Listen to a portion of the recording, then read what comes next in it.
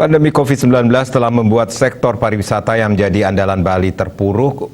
Walau demikian, berbagai upaya telah dilakukan untuk membangkitkan kembali sektor pariwisata, seperti rencana travel bubble. Namun, upaya itu urung dilakukan dengan berbagai alasan. Selain itu, beberapa persyaratan baru yang diberlakukan terhadap transportasi udara cukup berdampak terhadap pariwisata Bali.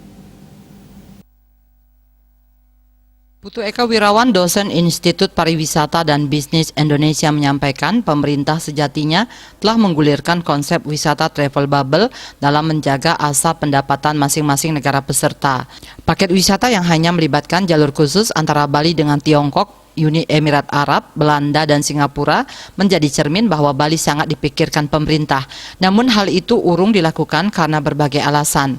Gagalnya pariwisata travel bubble adalah kerugian pariwisata Bali. Fenomena memulangkan warga asing dari Indonesia adalah kerugian tersendiri. Larangan penerbangan dari beberapa negara dengan tujuan ke dan dari Indonesia menjadikan ancaman bagi wisata Bali dan Indonesia.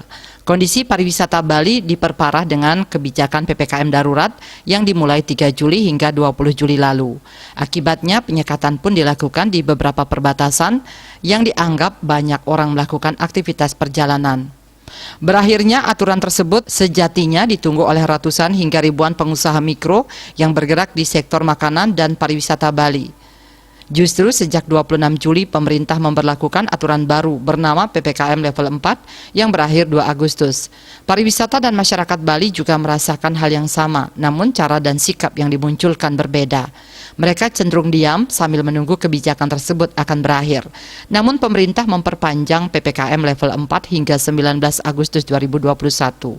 Isu muncul seputar kebijakan sertifikasi vaksinasi bagi pelaku perjalanan yang tentunya berdampak bagi pariwisata Bali. Kebijakan tersebut pasti ditentang rakyat Bali karena makin mencekik kehidupan rakyat karena matinya wisata Bali.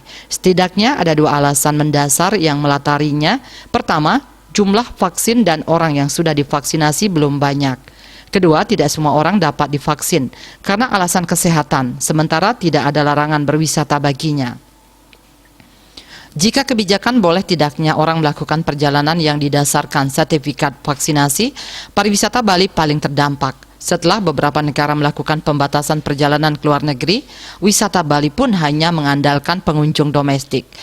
Sudah seharusnya isu terkait hal tersebut harus dipertimbangkan atau bahkan tidak dilakukan demi pariwisata Bali dan Indonesia hidup kembali. Bali Post melaporkan.